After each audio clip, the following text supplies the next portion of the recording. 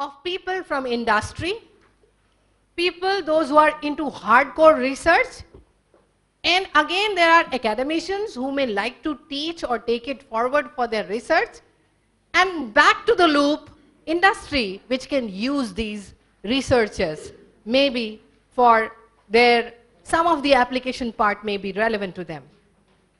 Now, another question, because I myself am a trainer for last 27 years, though I have been into academics, but that role of mine has found that many of the academic institutions are not open to industry suggestions.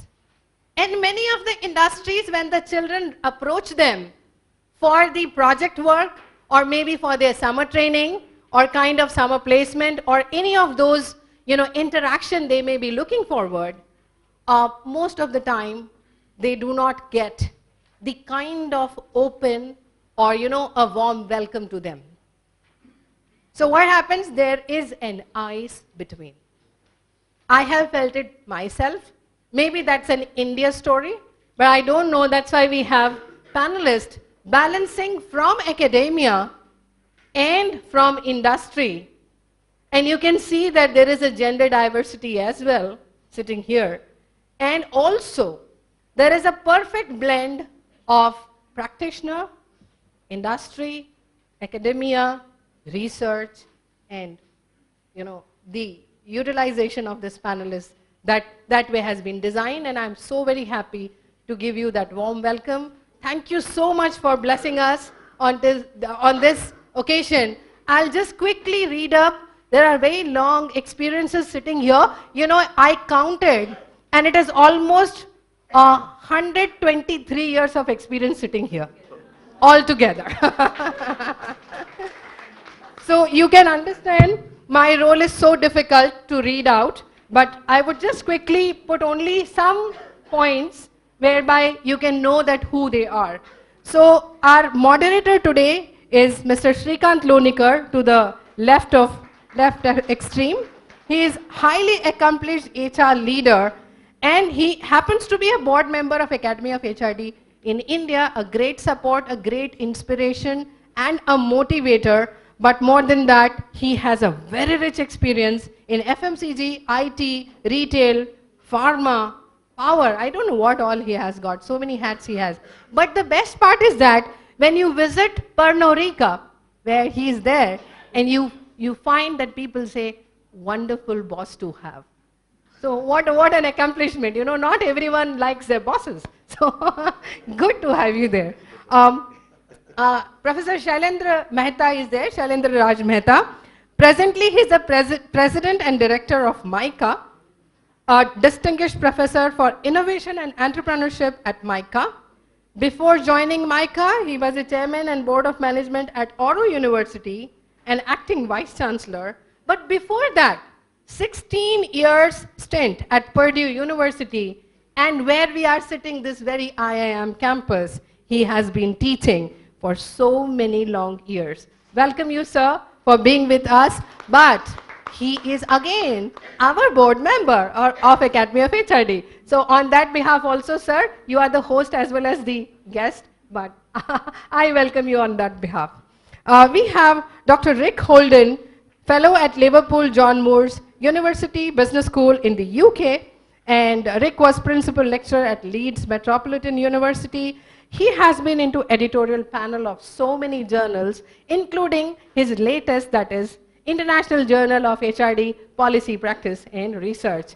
And I would like to tell here to everyone, Rick has offered the best paper, practice-based paper of this conference, and 5 papers have found the place to be awarded by Rick, and maybe there's a chance for publication at IGHRD PPR. Thank you, Rick, for this wonderful initiative you have taken for this conference. We have Darlene Raseft. She is a professor and discipline liaison of adult and higher education, College of Education, Oregon State University. Her recent book is Building Evaluation Capacity. She is past president, AHRD, past director, International Board of Standards for Training Performance, and whatnot. Many, many awards. My God. You know, sometimes the personalities can be deceptive. And I am looking at her line of awards, right, from 1996. So many awards, darling. So wonderful to have you here. Dr. Sangeeta Sharma, she is from BITS Pilani. She is a professor of English, and her forte used to be advertising. Now see the blend. How she has been into connect with the practice part of it from the industry, and she herself is a great trainer, particularly technical communication, creative thinking, and linguistics. And she has been handling Center for Women's Studies and Springboard Development Program of UK. She's a licensed trainer for that. So I'm so very happy, Sangeeta, for coming here and blessing us on this occasion. I don't want to miss Raj Narayan, currently the Chief HRO of Titan. Titan is a huge, watch brand, but also has got lot many, accessories. And his presence here brings again a very rich industry experience, and he has been into the epitome of organization like XLRI. He is the past product of that, and 29 years of rich experience, and he has been into HCL, TNT, SHV Gas, Metro Cash and Carry before joining Titan Company. Welcome you, sir. And one more board member from Academy of HRD is here, Nayan Bhai Parikh. Nayan Parikh, he is a product of IIM Ahmedabad. And, he is very active person. He has his own venture. So see, he has his own venture. So that's how the panel has been designed. And he holds the position of Chief Executive, Nayan Parikh, and consultant. And he has a lot of stint with government and industry body like Confederation of Indian Industries, Gujarat Textile, and has done a lot of work with the Government of India as Textile Committee Chairman, and he's visiting faculty to various premier institute of India. I hope I haven't missed anyone, the panel? Yeah, I am there as one of the persons sitting here on the days, but supporting everyone. Thank you so much, Shrikant. The session is all yours.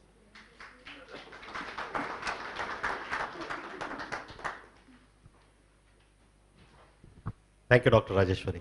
Good morning, everybody. As a structure of the session, what we will do is that we'll make it a little more lively, interactive for all of you. We have time.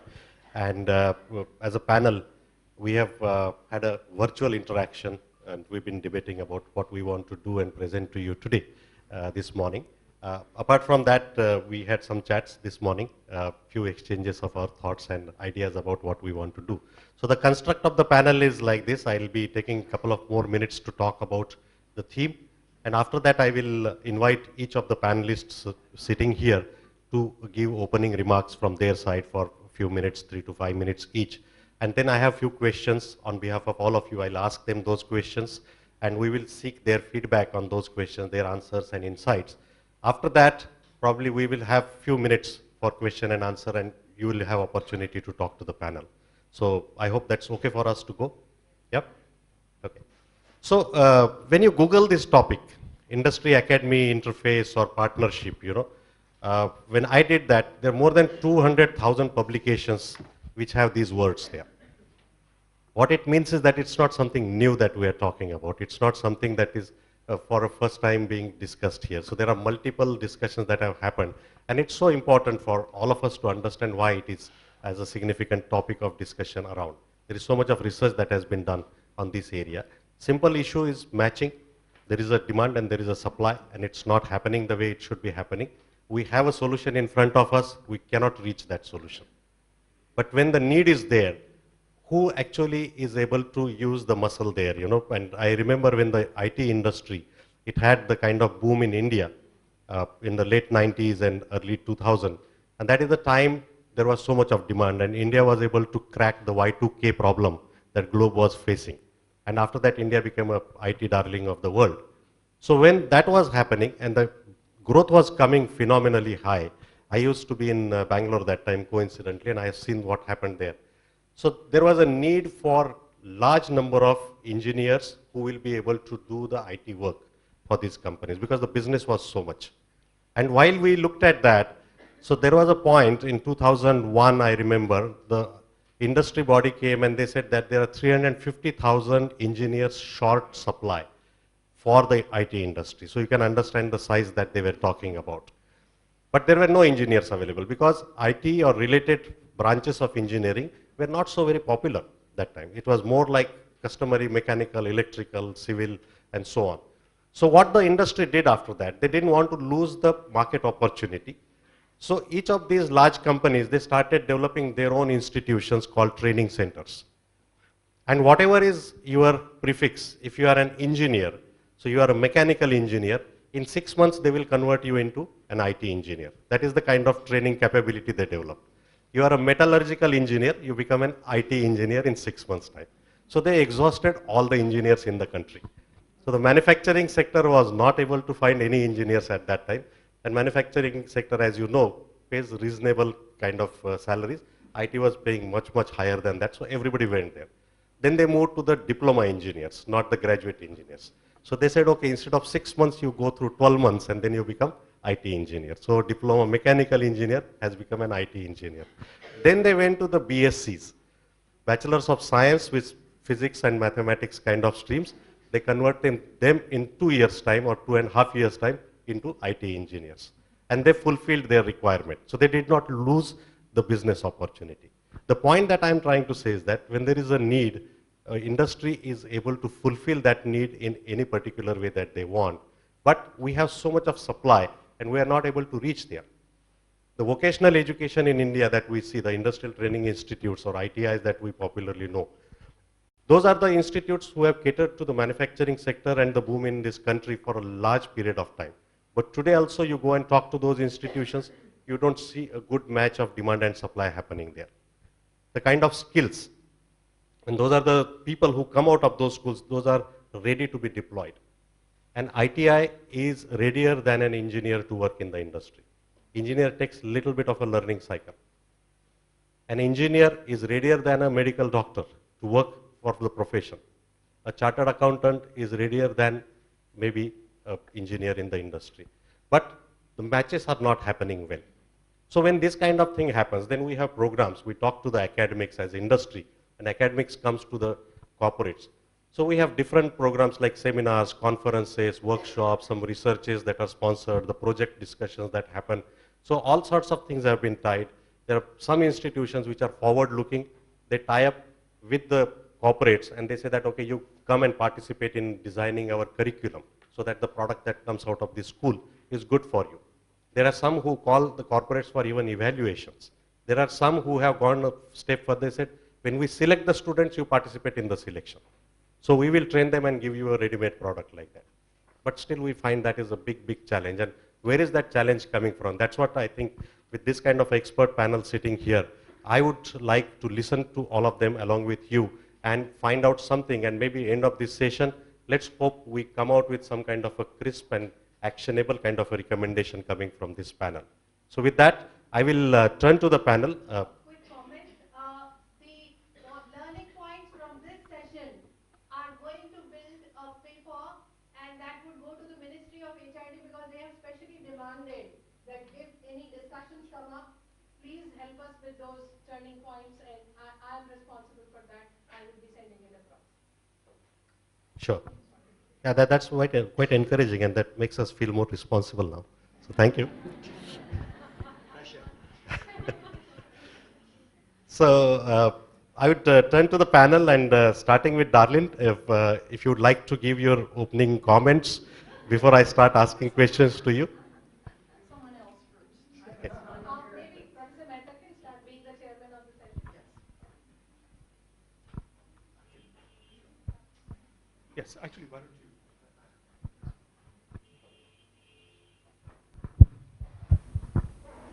So let me take a slightly different point of view, and you will see why. If you think about it from the point of view of the industry, what is the kind of employee would they rather have? What is the kind of student would they want that our fine educational institutions, should ideally produce, and may not always be successful in doing so. So I would submit to you perhaps that the kind of person that many of us may have in mind would be, say, somebody like Steve Jobs, right? For a very simple reason, he built what is arguably the most valuable company in existence, right? Certainly from the point of view of market capitalization, it is. And if you think about it, what are the capabilities that Steve Jobs represented? I would submit that he represented 4 capabilities. The first was that he was able to identify the unmet customer need, right? He famously said that it is not the job of the customer to know what he or she wants. It is the job of the entrepreneur to share it with her or with him, right? That is what makes a great entrepreneur. As the French term itself identifies it, an entrepreneur is somebody who identifies and fulfills an unmet need, right? So it does something new. Second, the person should be able to take that unmet need and convert it into a product or a service or an experience that gives the customer something along the lines of what would be an aha experience, right? Aha, or oho, or wonderful. The third would be that that person should be able to brand the product and market it and sell it. And then the fourth would be that that person should be able to scale up the venture. And you can imagine, you can see that Steve Jobs was able to do all 4 things. Now, unfortunately, if you put it in these terms, now by the way, this is an ideal employee, right? You want somebody who can come in and really take a business unit or a work team or even a whole company, depending on what stage of their evolution they are, to a different level. And these skills would be relevant at every level. Whether you're an entry-level person or the CEO of a corporation, all these would be relevant. Now, if you think about it, we don't do such a good job of any of them, really. And so, if I may just take another 2 minutes to indicate what our approach has been to deal with these. MICA, the institution that I represent, is the product of India's liberalization process. It was set up in 1991, so we are still very young. Our graduates are only now reaching the top of organizations that they started to join 25 years ago or 24 years ago when the first batch came out. So it's a relatively young institution. It was set up in 91 to cater to the newly emerging media and entertainment sphere, which had just exploded because of liberalization. And something interesting happened after that, which is while we were preparing people, and it's a management school, by the way, most people are not aware of that, but it's a management school. MICA is a management school. But they were preparing people for media and entertainment, and what happened was that suddenly the rest of the world woke up to the fact that here were these people who were being selected and trained differently, and I'll mention that in a minute, and they found their way into companies far beyond media and entertainment. And today, it is the new age companies, you know, the Amazons, the Googles, and the Ubers of the world that are our biggest recruiters. But more on that in a minute. So why is that? What did we do differently to address these 4 points that I just started with? So first of all, we are the only business school in the world, or the only management school in the world, and I have not been able, I would like to be corrected on this. I've spent lots of time in management schools around the world as a student, as a faculty member, as a head, but I have yet to find another management school that admits students not through 1 but 2 entrance exams. So we of course use the standard CAT exam, which everybody uses, but we also have our own exam, MyCAT. That was developed actually in collaboration with one of our early board members, who's also the director here at IIM Ahmedabad, Professor Pradeep Khandwala. And what it does is that it tests for creativity, it tests for empathy, and it tests for out-of-the-box thinking. And we've been doing it for 15 years. So I can tell you that whoever comes to MICA and interacts with our students says that they are different. They are very different. And I have some employers here. I hope you will corroborate that that is indeed the case. Yes. Okay. So we test for unity, right? We test, of course, we test for analytical skills, which every business school in the world does, or every management school does. But we also test for creativity. So that of those four segments, basically, that they cover two very well. That is the empathy part, that is identifying the customer need, and the branding and the marketing part. We are not so good, and I must confess that right up front, and we are in the process of filling these gaps in terms of helping them create that product or service or the experience. And certainly no school that I'm aware of does a good job of teaching students how to scale up. I teach a course on that, partly because it's driven by my own experiences as, in terms of working with senior leaders around the world, but also driven by the fact that I'm onto my second startup, and we are facing many of these problems as we speak.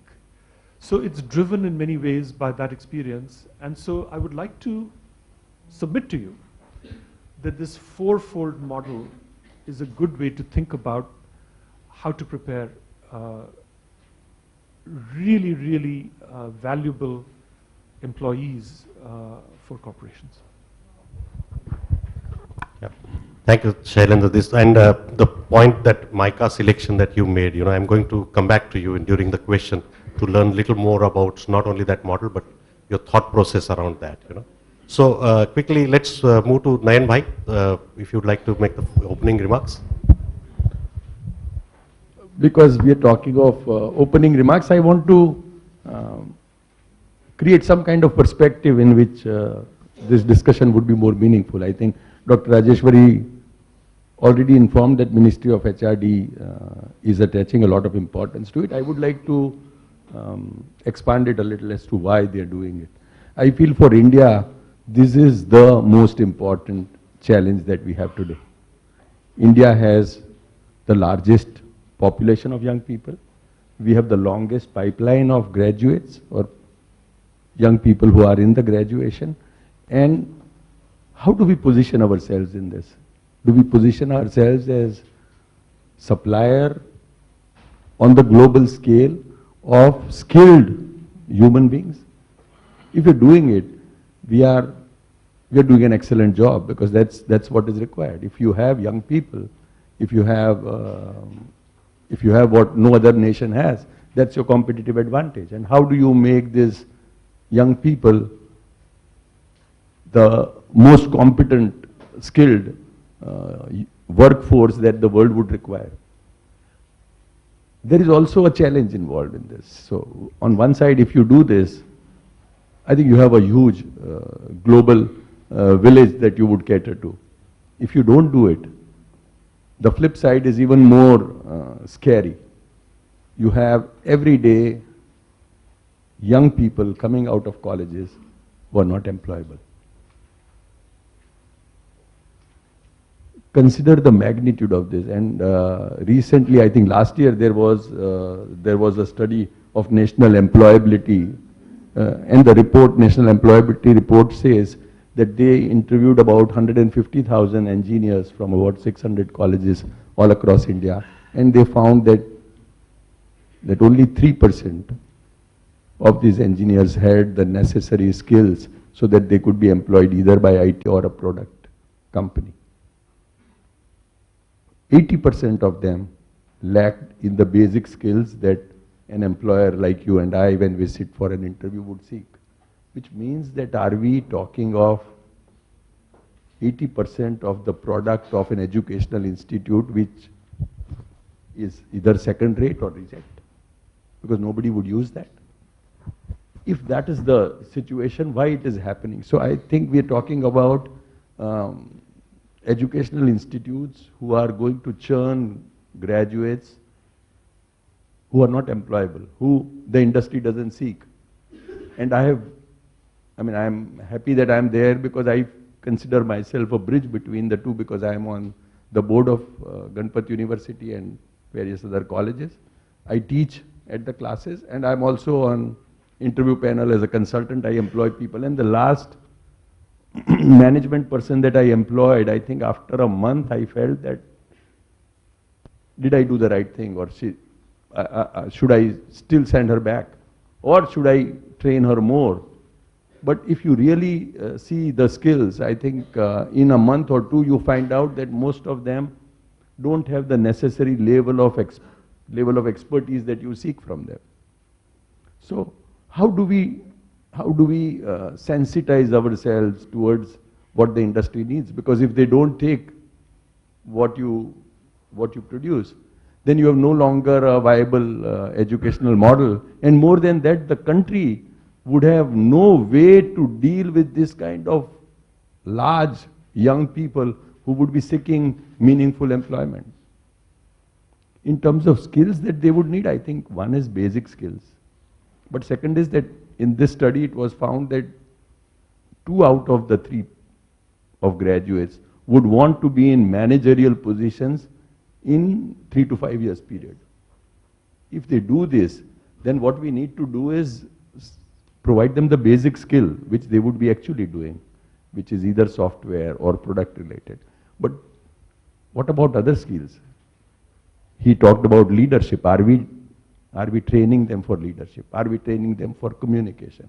Are we training them for empathy? Are we training them for innovation? Are we training them for interpersonal skills, team building? If we don't do this, in 5 years' time, would they get frustrated doing what they're doing? And they are all seeking some kind of higher positions in employment and in life.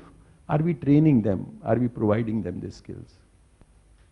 I have myself experienced a huge gap between what I would seek when I interview young people and what they actually bring to the table. How flexible we are in terms of our syllabus. Are we really testing students still on memory? In times of Google, have education, pedagogy, contents been revised? Are we sitting in this room open to doing it? Are we ready to say that I want maximum books to be open book exams? Because what is the point in real life when they go, would they not have access to a Google search? And if they do, why are we testing them on memory? I think education is one sector which has evolved the least in last 50 years, and all of us realize that. I think you and I, because we are involved in this, we know this. How long would we keep the old methods, the old way of thinking, which doesn't work?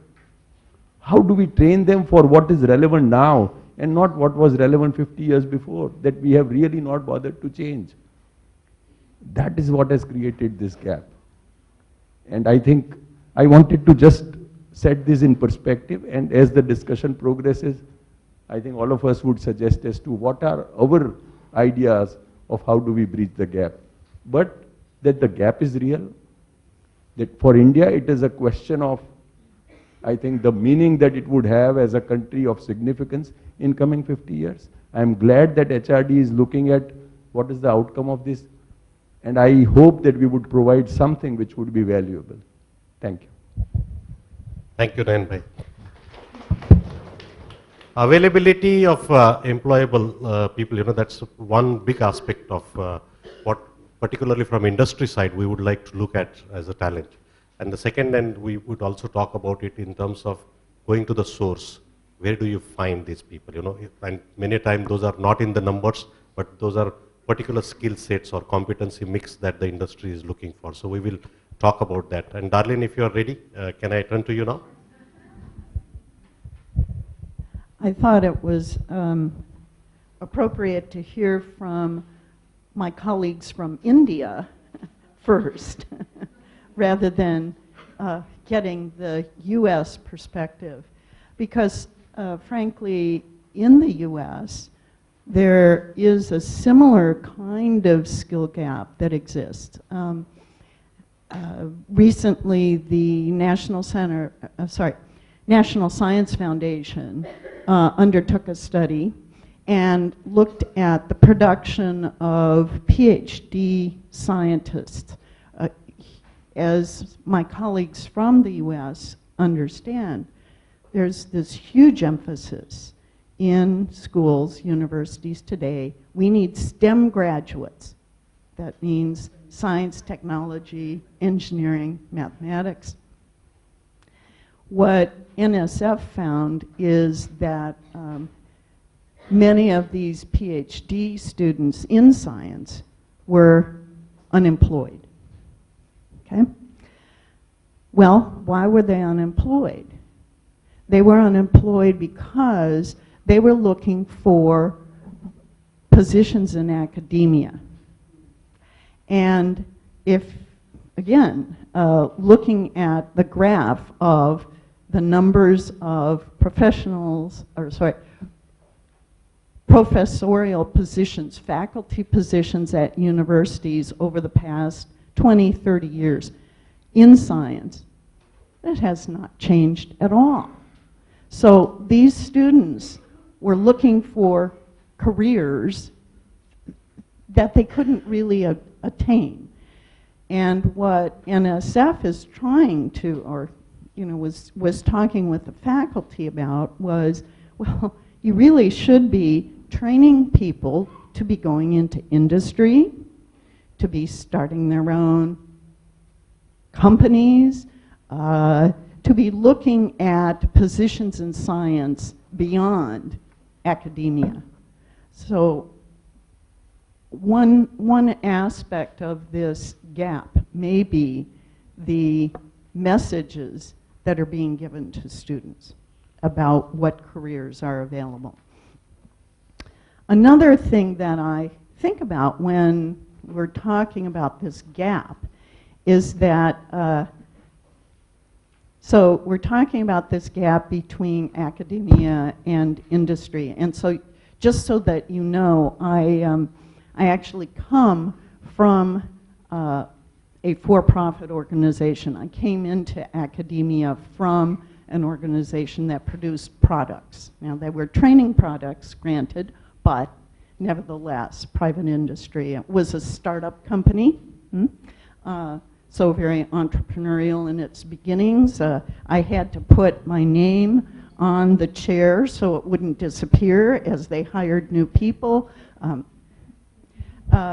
And then it became larger and larger and acquired, et cetera. Okay. So I have some perspective from industry as well as from academia.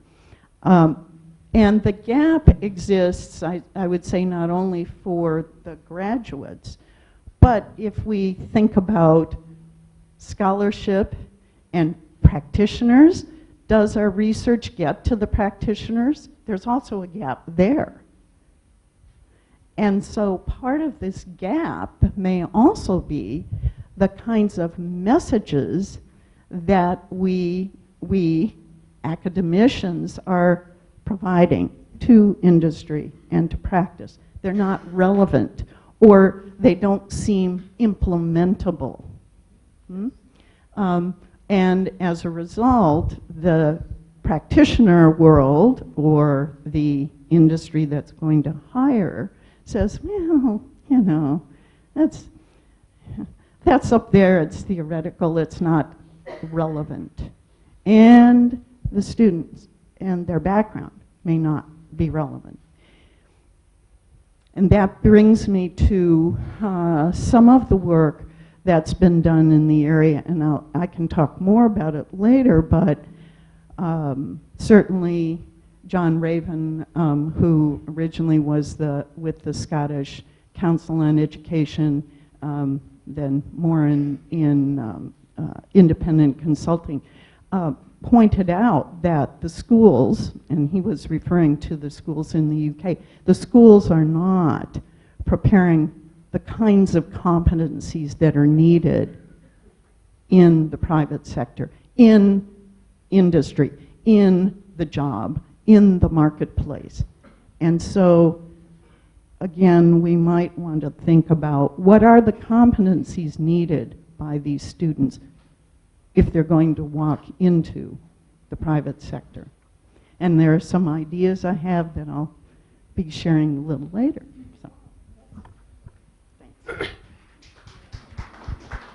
Thank you, Darlene. And it sounds so similar, we look at the people like not only in science and technology, but even the management schools, particularly in India, when we go for example, if we come to IIM Ahmedabad, we look to the class of MBAs or the PGP executive programs rather than the research fellows to be employed in the industry, because it's like, can we get instant gratification? Can we get results? And that's what the language business talks about, But there is always a different side to that, and probably we should talk about it. So thank you for giving that perspective. That brings me to you, Rick. Rick has a few pages to show to us on PPT. You want to do it now or later? No. Is this working yet? I may refer to a couple of slides I've got later in terms of some insights or some ideas, recommendations, but I think that's probably more appropriate towards the end of the session, or in answer to a couple of the questions that you're going to raise in a moment. I just want to, I think, be fairly quick and say just a couple of things by way of introduction. I've been trying to build this bridge, I feel, now for 40 years. And, no, it's okay, I don't need it. And, no, I don't. Stick with the title. Stick with the first slide. Don't need that. No, the session slide. The bridge. This bridge between theory, research, and practice. And this bridge is damn difficult to build.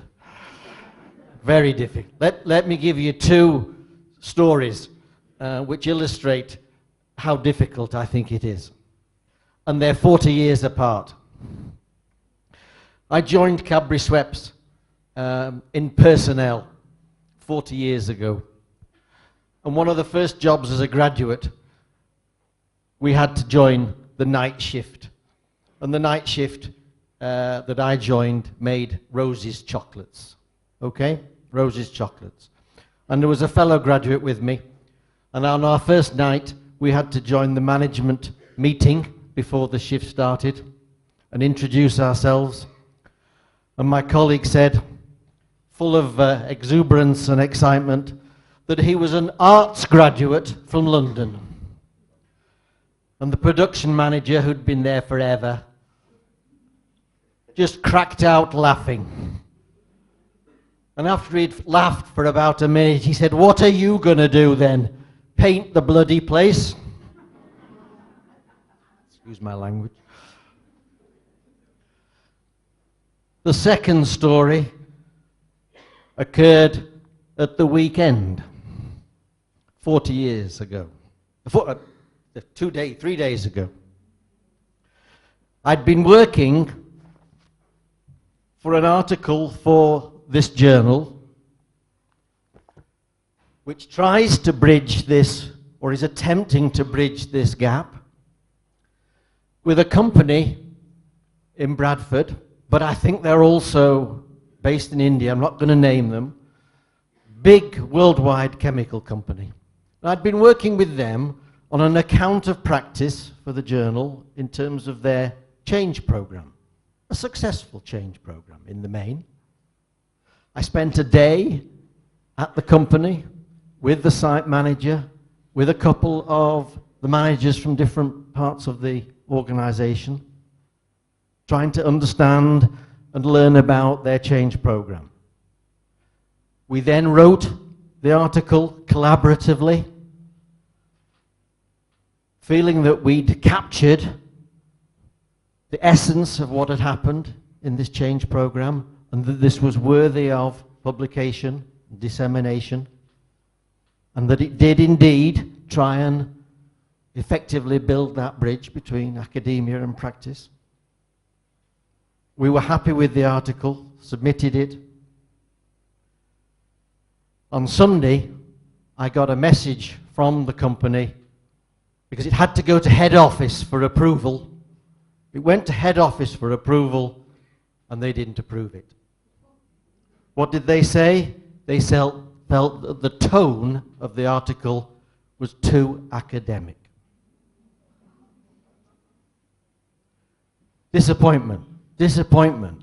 And the bridge, of course, the bridge is still to be built.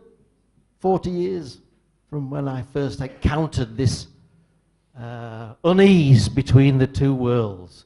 the tensions between the two worlds, the competing realities between the two worlds. And I do have one or two thoughts, but I'll save them till later.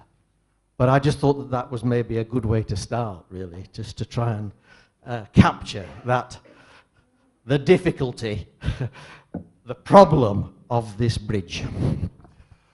Okay. Yeah.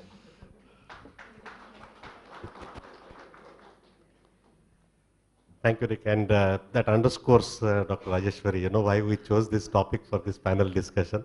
40 years is a pretty long period. We still have that bridge not getting constructed. So probably let's find some solution we can lead to, at least in today's discussion here, you know. So may I now request Raj to kindly say a few words. I thought I was going last, so after her. So you can go ahead. Your choice, your choice. Yeah, that's okay. I can. In fact, I wanted to go after him because he was talking about the bridge.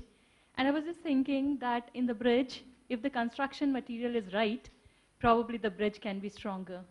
And I take my students as the material, but at the same time, teachers are equally responsible. The problem is, we have identified, I would be mainly not talking about the subject knowledge, the curriculum, but I'll be talking about the very important skill which many of us have already articulated, and that's the communication skills. All of us are sitting here, we think whatever position we are, whether we are teachers, we are into industry, or whether we are at a higher position, I always feel in communication, there's always an Achilles heel. And we really have to keep revising, though it seems to be a very basic skill, but then there are many changes which keep coming. And empathy, as everybody says, we ought to know what the other person wants. I mean, I can teach my students what kind of words they should use, what kind of sentence they should use, but finally, they have to see to the audience, which is very labile, it keeps changing. Their moods change, their attitudes change, and what the company want also change so fast. And this can be seen during the interview, whatever books I have written, for example, I have to revise them because all the time when I was saying that introduce yourself, it would have a stereotype answer, which doesn't work anymore. And I'm so happy that when Dr. Shailendra said, that now they put creativity into it because the industry for innovation need creativity as an integral part is very important, and that is why I tell my students that when they prepare for something on the interview, on a question, the rote practice will not help.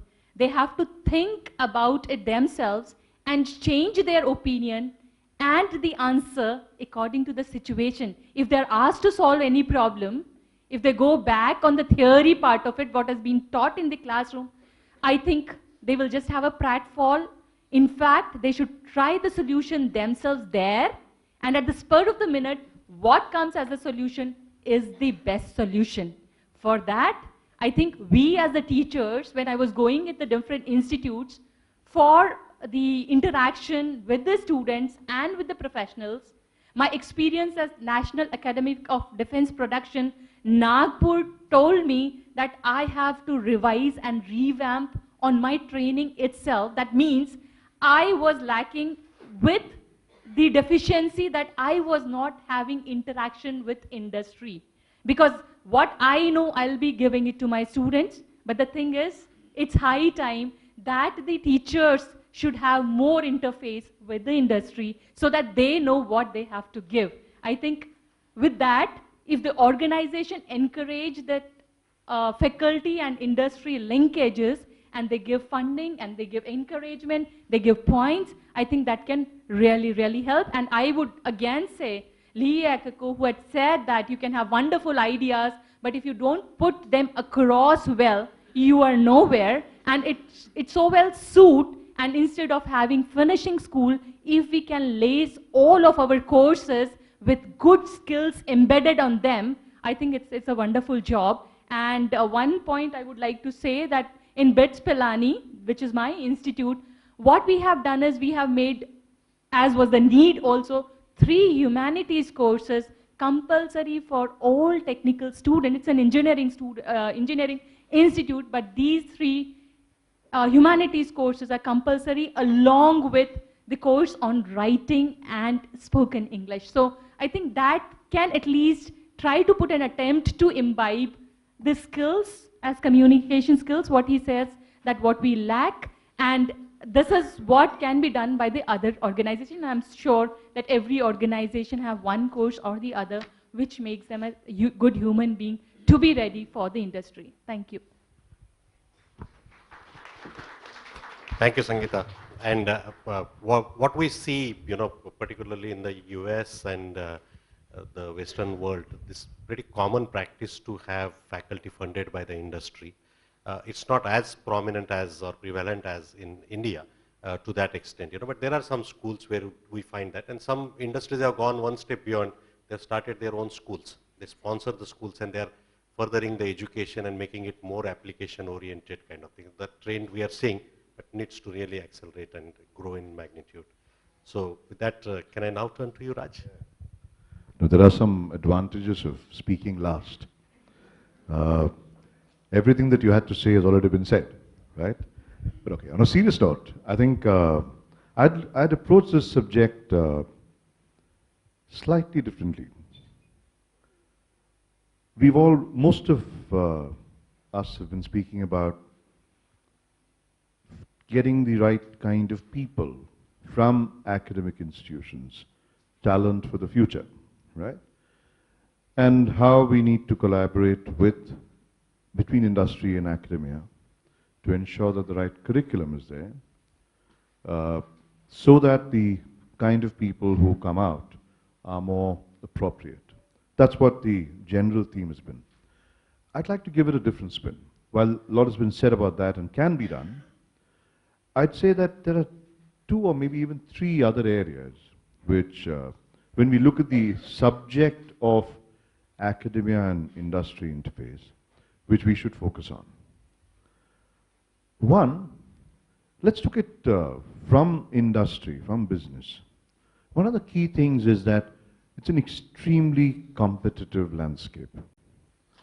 Organizations need to be agile, fit, and have that extra something in them, and the way they approach their business, that gives them that extra mile ahead of their competition. That means that what organizations do have to be far more sure-footed, innovative, and give that extra thing, something to that customer. Now, to do that, and to be prepared to do that, organizations need to invest a lot into research and development.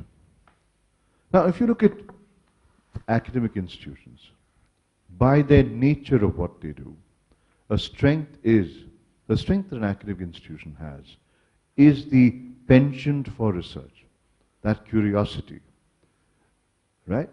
Now, why can't academia and industry collaborate in the areas of research and development? We have many examples which have worked successfully. We, for example, at Titan, we're in the business of jewelry, which is now our largest business. We're the largest watchmaker in the country and the 5th in the world.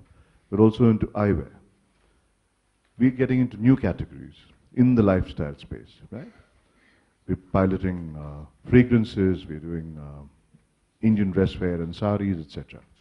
Now, one of the things we realize is that we need to do a lot more of research, both in product. We're also, while people confuse us as retailers, we're actually category players. We'd like to get mastery in the categories that we operate in. That means that we need to, in preparation, do a lot more of research.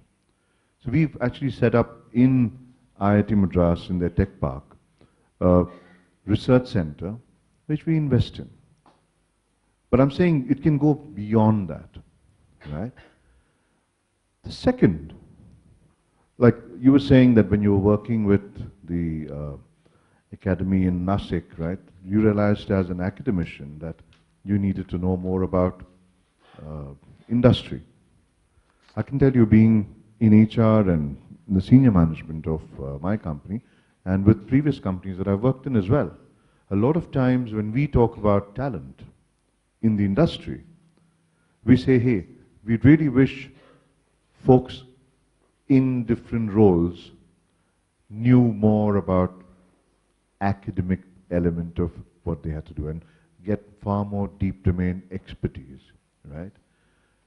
So the second area, in terms of talent development for companies, I think there can be far greater collaboration between industry and academia.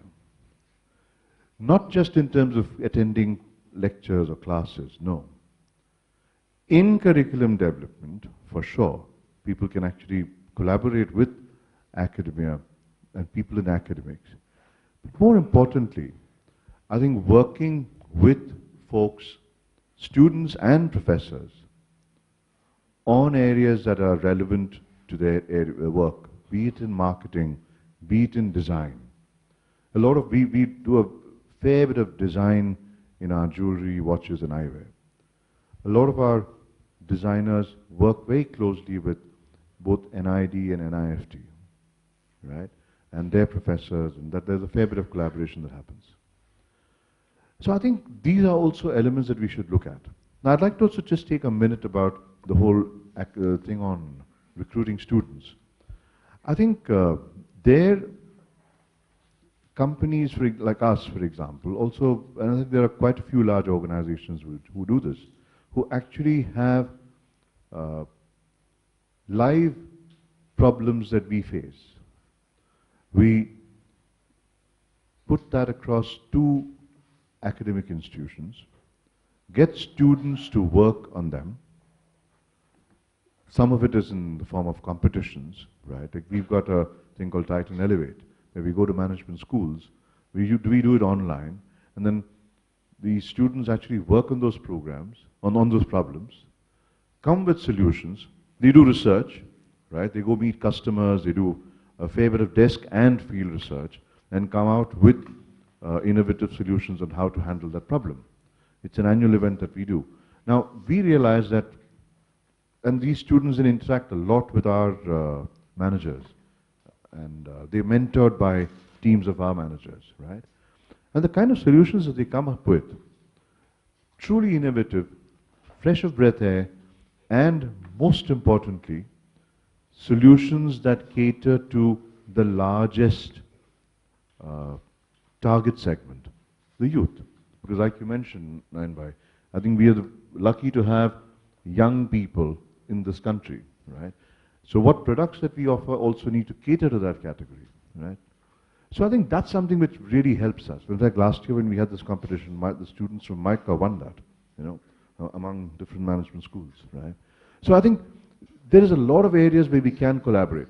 However, I think today it's left to each of us. Some of us see the merit in it, some don't, and some of us are too caught up in doing whatever we're doing, right? So I think having a far more structured approach and having a lot more reach outs, both from academia and from the industry, will certainly help in strengthening this and building that bridge. Thank you.